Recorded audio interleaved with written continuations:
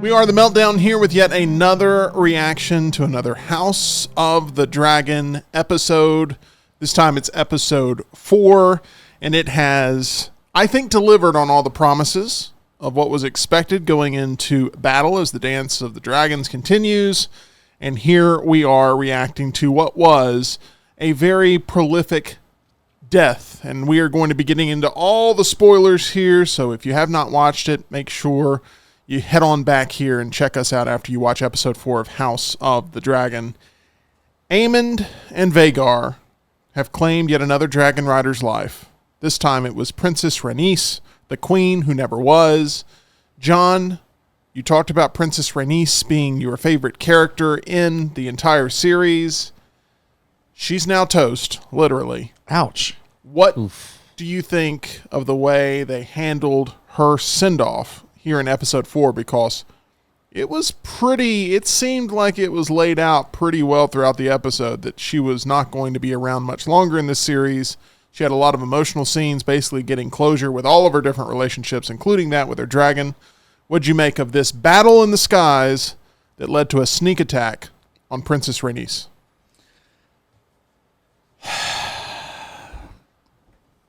She'll always be my queen. I thought it was well done.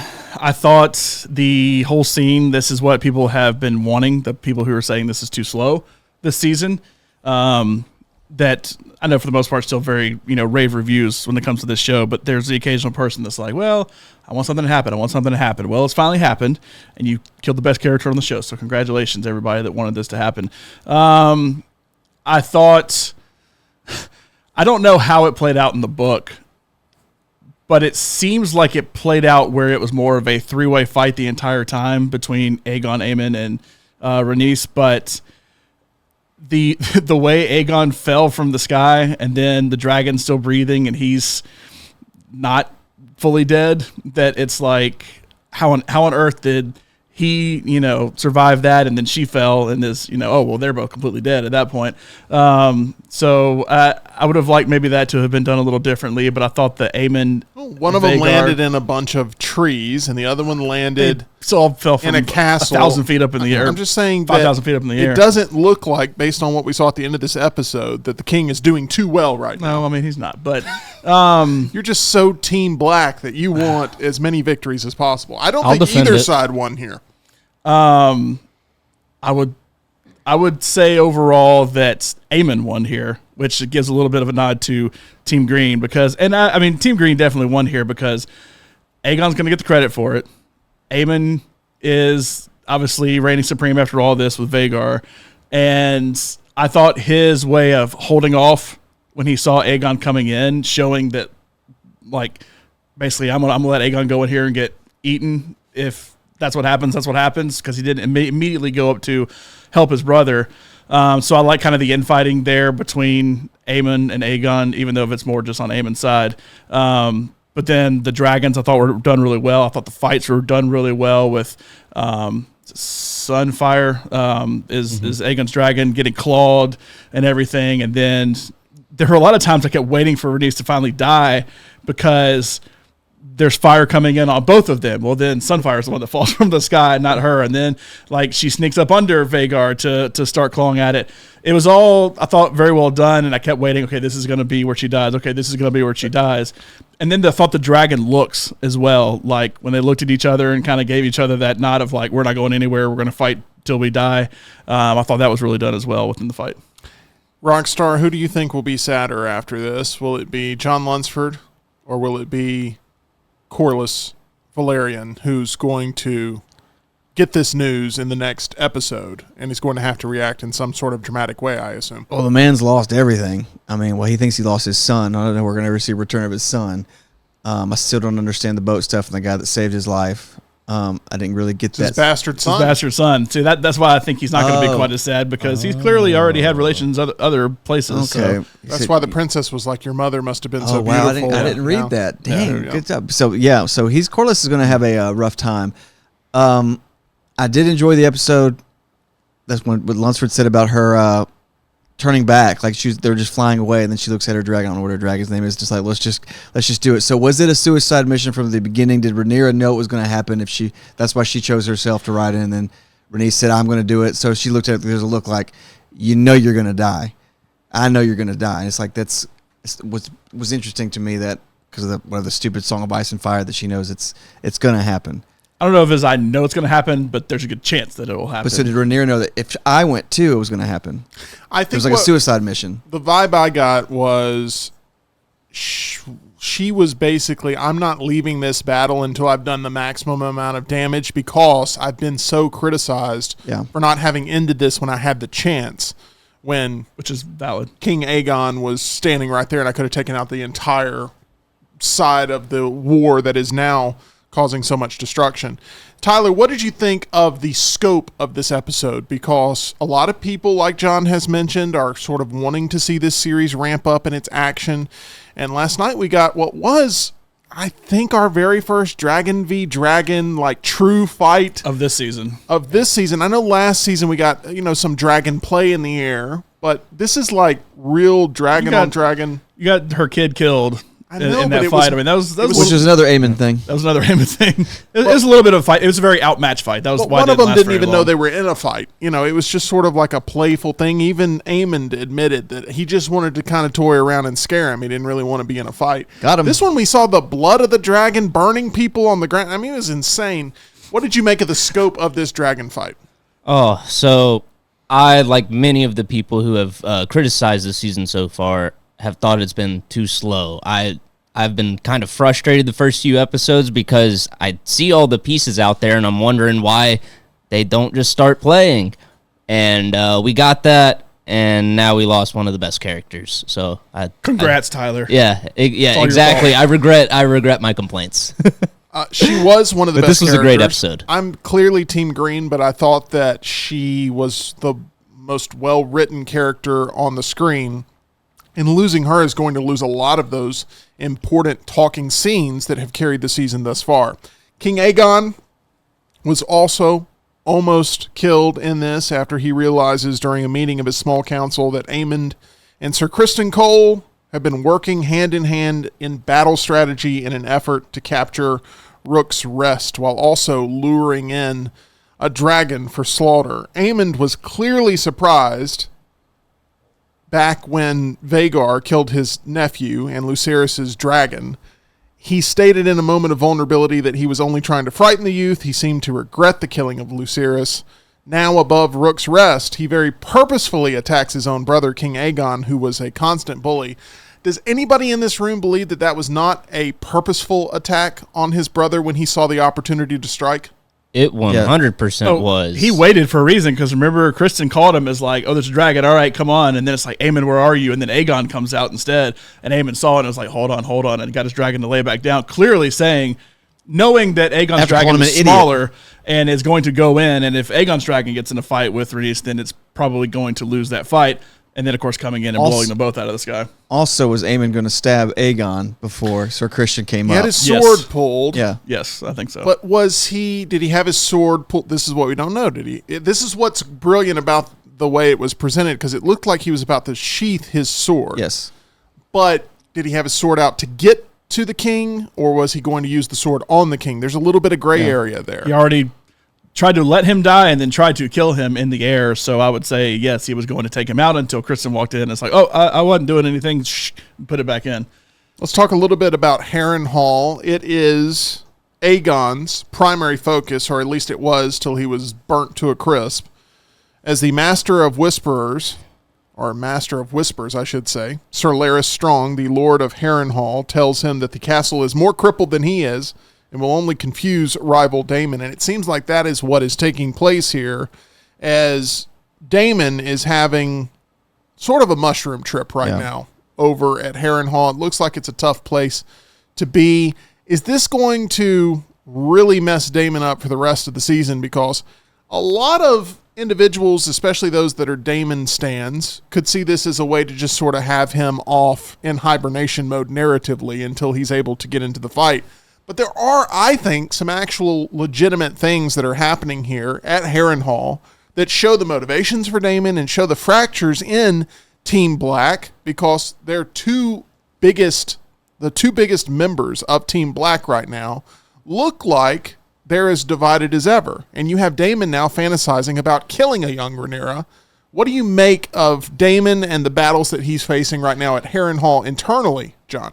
My wife turned to me halfway through the episode and was like, was Matt Smith filming something during this? Like, I would think, Game of Thrones would usually take priority because it's such a big thing. That was he all filming something? And then I was like, I mean, this is all Morbius too. Yeah, this is all part of the story. So, I mean, I'm not saying it's like, oh, we just have to cut Daemon scenes because he's all filming something necessarily.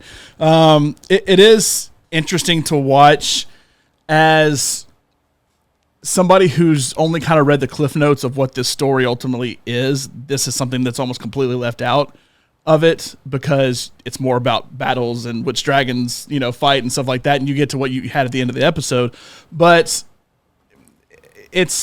that's to me is if you want to go with a boring part of the episode, because there's just enough intrigue with some of the new, I talked about how I've complained about with the sea snake and his angle, like what's actually happening with these people. Well, now I've learned, oh, well, that's his bastard son, so there's probably going to be an angle, a Jon Snow kind of angle here of like, how does he handle that? She dies, okay, now that's probably going to be more of a storyline. So I've kind of had a little, not closure, but at least opening up to, okay, this is a legitimate storyline there. The Harrenhal stuff, every time it's like, what's real, what's not real, what's he dreaming about? I don't know if he's talking to this person for real. I don't know if he actually talked to the kid or not. I don't know if he actually, what his visions are. Everything's so out of whack with him that now. How do you get blood on his hand? It was it was vision because then he looked at it again and it was gone. But also, why does he have an eye patch like Aemon chasing himself? See, all of that is like, okay, now the way I was the first couple of episodes of like, who are these people? Why are they being introduced? That started to get answered. Now with Daemon at Harrenhal, it's like, okay, why is he having this vision? What about that vision? What about this person? Talking to a what barn about owl. this? Like, I get why he saw his, dead daughter or whatever, or his Wife. dead first wife. I get why he saw, I kind of get why he saw like Rhaenyra sewing the head back on of the kid that was killed. Like, but then there's some of the stuff is the thing with the patch. Like, is he chasing after Aemon there, but he's envisioning it as himself? Like, there are a lot of things that's like, he sees. I have my own interpretations of this, but I kind of want to know exactly what ultimately Maybe he he's sees thinking. himself as like Aemon. They both see each just different other in circumstances. each other. They do. They both see. And they are both very similar. They are Aemon very sees about similar. 50% of them, though. That is correct. Aemond, by the way, ruthless in this episode in a lot of different ways, including that scene at the council where he starts to speak in Valyrian to where only his brother can understand him, but his brother Barely. Not knowing how to gets speak. absolutely I can have war. embarrassed. What was it? Yeah. I can have to make war. I can have a war or something like that. It's bad. And then what does Aemon do? He just sits there and stares at him with his one good eye. And it's, He's a mean dude. he is. And And look, my thing is with the green side of things, like, I would respect the green side of things if Aemon and his I'm just going to do whatever the hell it takes side was actually king as opposed to Aegon. And I know the whole thing is like, I didn't know there was a prophecy from Alicent that you're starting to learn more now, but which is why he said the name Aegon, which is why she thought it should have been Aegon instead. Aemon is clearly more cut out to be king, and he's going to basically take over now because Aegon's lying half dead in the forest. But like, that is so much more intriguing. So I think moving forward, the green side of things that I've kind of been like, Aegon's such an idiot. He doesn't know what he's doing. That if Aemon takes over, it's like, okay, now it's going to get real. There's like more of a legitimate villain in that role. I've never felt like Aegon was a villain. The Greens, yes, but I've never felt like him, the king himself, was a villain. I feel like Aemon is a villain. So if he gets more power because of this, then it'll start to pick up and be a little better for me. Finally talking to the mother, the queen, or Alicent, or whatever, with Aegon, and her saying, like, you just need to do precisely what is expected of you. Nothing.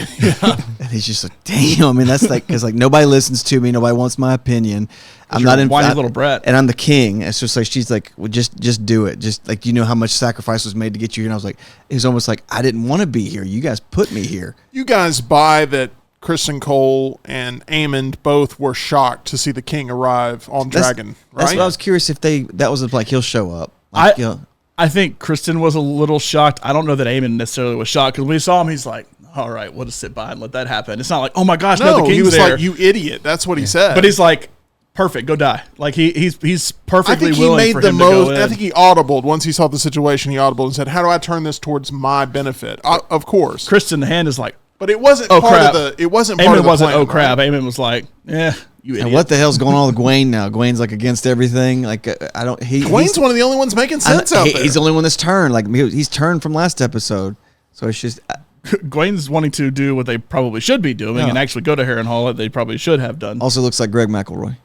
He does. A little bit. Does yeah. a little bit.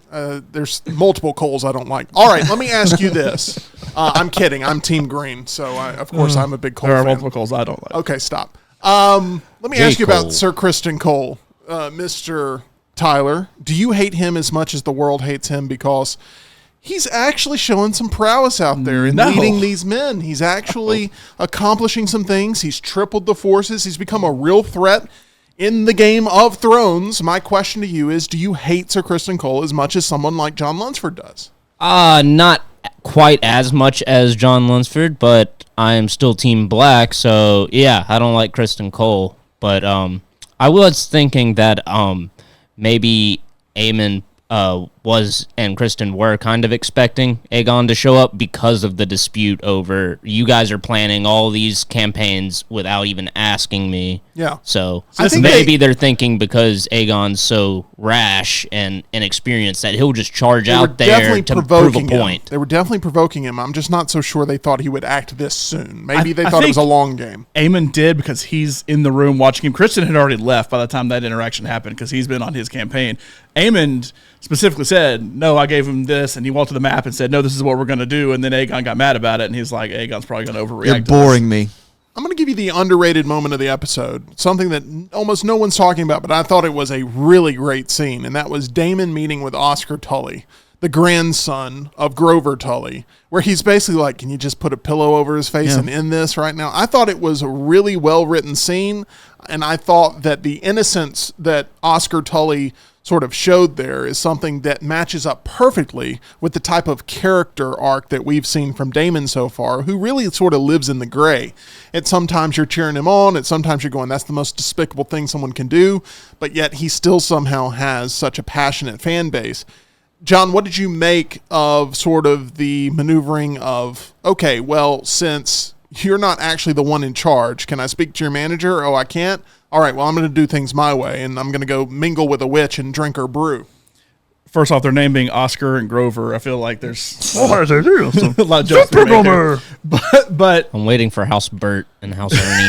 Ebert. I think they made it clear they named these characters after Sesame Street characters. yeah, but I like the interaction. I like the, hey, just go kill your old man, basically, because somebody needs to make a decision. But I also understand where he's coming from because you got to make a decision. We're going to war. We need to figure things out. I do think there should be some kind of transfer of power, power of attorney. I know this is, this is old medieval times, but surely there's some kind of power of attorney. Not the way they run that. Signed over there. I thought it was a good scene, but it all goes, every time they go back to Harrenhal, I'm like, oh God, here we go again. Is he even talking to this kid, or is this some other vision? That nothing really played out weird in that interaction necessarily, but like, I don't know. It was fine. It wasn't like the scene stealer for me, but it is kind of helping set up, because not to be the master of spoilers here, but like when you do watch the preview for the next week that HBO has put out for everybody to see. John can't help himself. The one thing that stood out for me from the preview was Daemon saying to a group of people, hey, bend the knee to me and I'll let you live. And it's like, oh, not bend the knee to Rhaenyra. So like he's starting to get that little bit of power hungry. And so I think you're seeing it a little bit in that interaction and everything he's doing there to ultimately lead to that. And he may just be saying it like, hey, bend it to our side as opposed to me specifically. But I think this kind of helps lead towards what you're seeing in the previews for next week and beyond.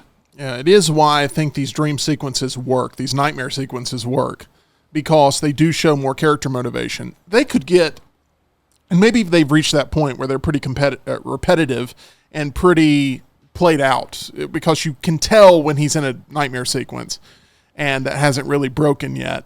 And I think, though, it does show the divide that he has with Rhaenyra and how this is going to continue to create fractures there in Team Black. Which, by the way, Rhaenyra still can't get along with her council almost in any way. Her son getting a little mouthy now, too, as she ended up bringing him to the side as a, you're not allowed to go fight, but I will tell you the Song of Ice and Fire or whatever. Which, that made me think, does anybody, I know Alicent heard it and didn't realize she heard it, but does anybody else there know it? Like, does Aegon even know it? Has anybody else been told from the green side? So like, because I mean, she didn't Alicent was never given the Song of Ice and Fire. I think there's two people that know this. She heard it in his dream state before he died, but she didn't know that's what it was until Rhaenyra came and said that's what that was. I think here's the barometer: if Larys doesn't know it, nobody over on Team Green knows it. Who knows what Larys knows? Everything. But that made me interested to kind of see it. Of course, we know that ultimately plays out, but I started thinking like in Game of Thrones. Did anybody that sit on the throne know about it? Because it seems like when they brought that first, zombie in, it's like, oh, what is that? I don't know anything about this. So it seems like that does get lost. And so that kind of was a moment of, Rhaenyra is telling her son, but then that made me think, of course, Alicent didn't even know what it was. So nobody on the king's side actually knows. And it seems like they will never know. And so it all does kind of get lost. So it's kind of interesting seeing that get lost over time because it ultimately ends up playing out. Nobody really knows what it is. I wonder if we'll see the Starks pop up again because the Song of Ice and Fire, or some version of it at least, had to make it up to the north, or else Winter is Coming would not be the Stark House motto. It opened up with the Stark. Yeah, we'll see Kragan. Is that his name? We've seen Kragan. We will see that come back into play for sure. Real quick, some characters that are sort of missing from action here. Otto Hightower, my favorite character in the series. He'll come back with a force at some point. And we'll see how this plays out now that the king is so badly injured, what his role will be coming out of Old Town. But there's one character who was sort of in the shadows in this episode who never really got much screen time, but got just a little bit to let you know their presence, and that was Massaria. Mm-hmm. And is she playing both sides? Because that's the vibe I got. That's the impression I got. Is that the worm, the white worm? Yeah. The white worm. Where she was just in the stairwell just kind of listening. Was she the one that helped Kristen Cole in any way develop the strategy of they will send a dragon and I mean I could see have your advantage because she was sort of eavesdropping. But I feel like Rhaenyra basically said, okay, you're legit because of the warning of the twin coming. So why was she not just like, because she's like a bounty hunter basically. Yeah. But it seems like the way that Rhaenyra's like, okay, you're legit, come be on my council. Like it was very. The other people may not accept it, but whatever Rhaenyra says goes. It was just very intentional. She wasn't just in the room. I mean, she was like up there, and they showed her eavesdropping, and then they'd never cut back to her. And it's just weird she's not in the room. And that tells me that there's some extra layer there of her connection with King's Landing. And Larys. She's showing her feet to Larys. Or Otto. Her and Larys are actually in charge of all of this. Yeah. Who knows? I just want to keep showing where these different pieces are on the board in this game. And I think it's very funny, Rockstar, that we have all these difficult names to keep up with, and then the bastard's name is Alan. So, I mean, that's the easiest character to keep up with. And his brother is Adam. It's just like Alan, A-L-Y-N. It is A-L-Y-N, but I think Adam is like A-D-D-A-M or something like that. One last thing I want to bring up here is a plot line that was shown in this episode of Alicent was with child, Kristen Cole's child, and decided to take care of business the way they do in Westeros, as we saw. Drink the poison. We saw the poison drank, and we saw Larys be very... She didn't do a very good job of hiding that she was doing that. I mean, she just left the container out there. There's only one thing that container serves up. And so Larys is much more of a threat to Alicent than an aid to Alicent right now, and was he was pressing against Alicent in trying to get her perspective and put her in a corner and make her feel a little threatened. And remember, he's replaced all of her staff, and he's going to make a big move at some point. He's going to strike, and when that will be, who knows? And also her saying that all this is since the king's died, it's been like, what, 2-3 weeks? Yeah, they keep reiterating that point, and that's one thing that, like, everything moves so fast in the first season, and all this has happened in just a couple of days here. Yeah. The thing is, I think she knows she can't hide things from... Your phone just pulled a Rhaenys there. She can't hide all of this from Larys. Like, he's going to find it out anyway, so I feel like leaving it out and letting him come in and him finding everything out, it's more of like, you're going to know this anyway. So, like, I'm just going to tell you what it is. And where we go from here is still up in the air, but I'm just going to let it happen, however it happens. You also didn't see anything from, what's her name, Helena? She was not on the episode. She was not. So, like, what's going on with her? Like, she doesn't know. If Aegon doesn't know anything, she sure as hell doesn't know anything. It's crazy. Like, there's so many people that don't know anything. Yep. Yeah. This will be fun to see where this all goes. I have a good feeling that Harrenhal is going to become an epic battle sequence where we're going to see more major characters killed off at some point, and Harrenhal will its defenses be ready for the battle that's coming its way. I cannot wait to see where we go from here. We're now halfway through the season. Yep. We've got 8 episodes. I think this is a great halfway point to help sort of satiate those demands for more action. What are you thinking of House of the Dragon Season 2? We'd love to hear from you. I personally love it. It is my favorite thing to watch every single week. John, one place you love to go daily, that is our title sponsor, MyBookie. MyBookie.ag, promo code next round. You see it right there. Go use that promo code and get a first deposit bonus on us. Play the sportsbook, play the casino, and the live casino as well with real dealers, real cards. Go to MyBookie.ag, bet anything, anytime, anywhere. Anytime you see those dragons on screen doing as much damage as they do, and in this surprisingly episode, more with the talons. Yeah, a lot of talon action here. If you're a big fan of like Velociraptors, this was a your talon jam. show. It was a talon show. And I am going to just, let that one fly. Oh. That's going to do it here for our House of the Dragon Episode 4 review. We all give it a thumbs up. We'd love to hear from you in the comment section below as we continue to watch House of the Dragon every week and react with you right here on The Meltdown.